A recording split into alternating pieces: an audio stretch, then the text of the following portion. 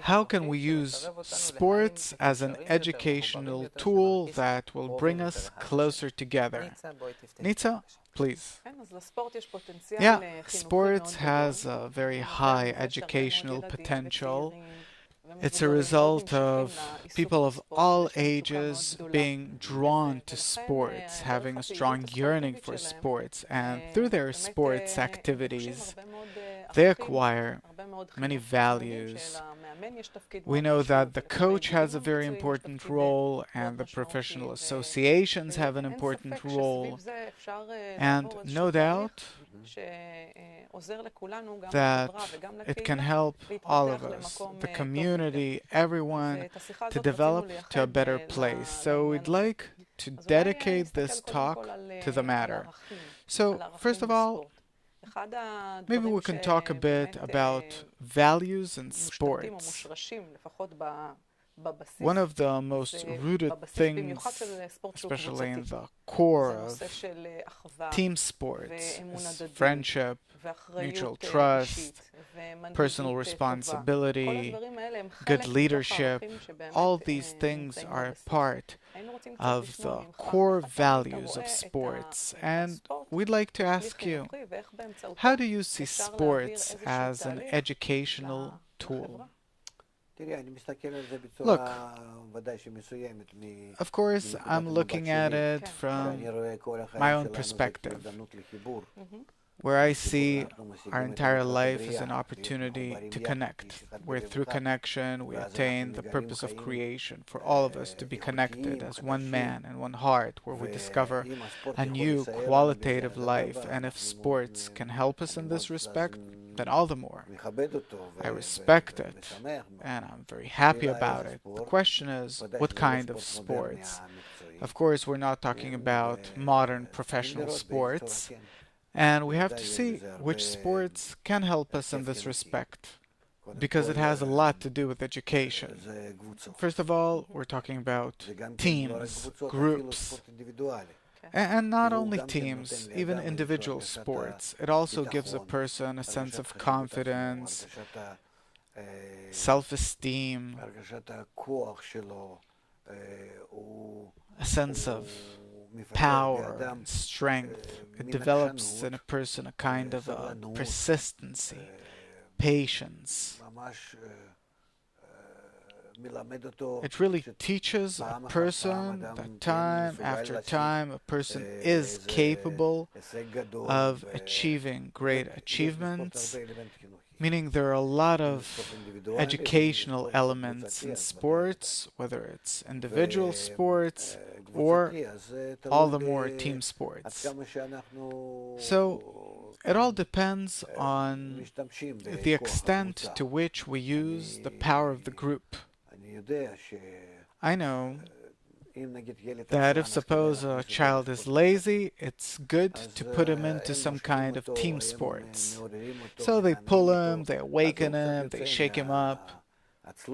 Then he gets out of his laziness and heaviness a bit and also starts being with everyone. It's the influence of the environment over a person. If it's a good environment, if they're correctly connected in a good way, if they have a good goal, and not to simply win or even more make money like it is with sports today. I think that instead of the sports spirit, which we always appreciate, there has to be team spirit, the spirit of connection, meaning to develop such forms of sports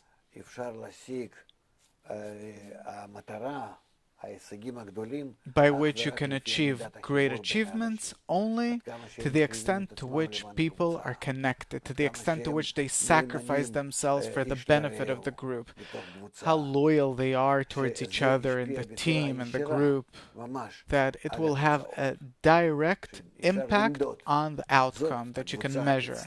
This group succeeded because they had a much stronger connection than other groups. Even different games, we have to develop such games. not the kind that we have now, where if people are connected, then on that condition, they reach great achievements. Today,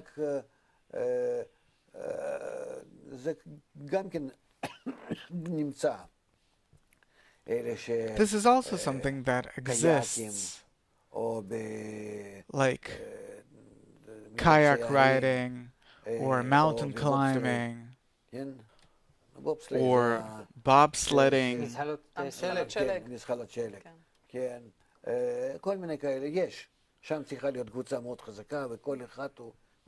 It does exist. There, the team has to be very strong. There, it's a millimeter here or there, and you win or lose. These are things that demand mutual understanding and to feel each other.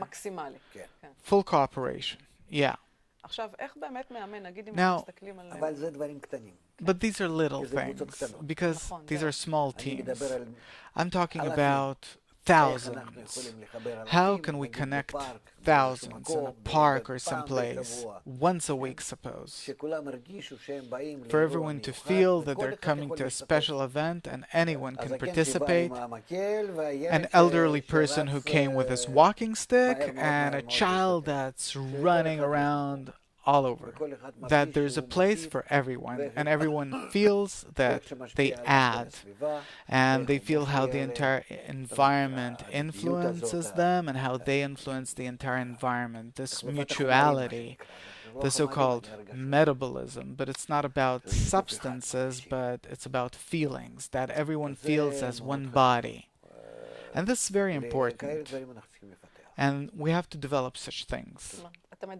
So you're talking about a kind of folk sports that includes people. It's as if not sports. There's more of an educational aspect to it, to feel each other.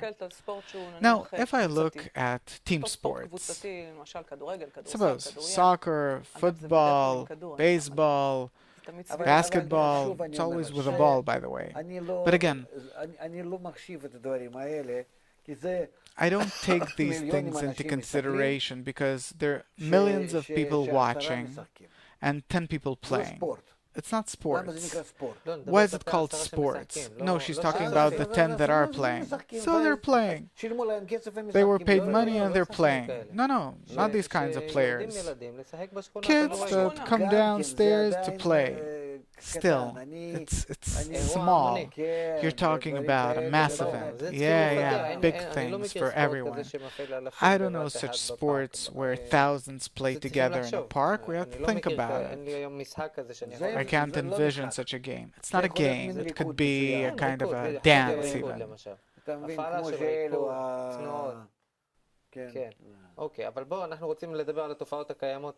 But we want to talk about what we have today and how to use that before we develop something new.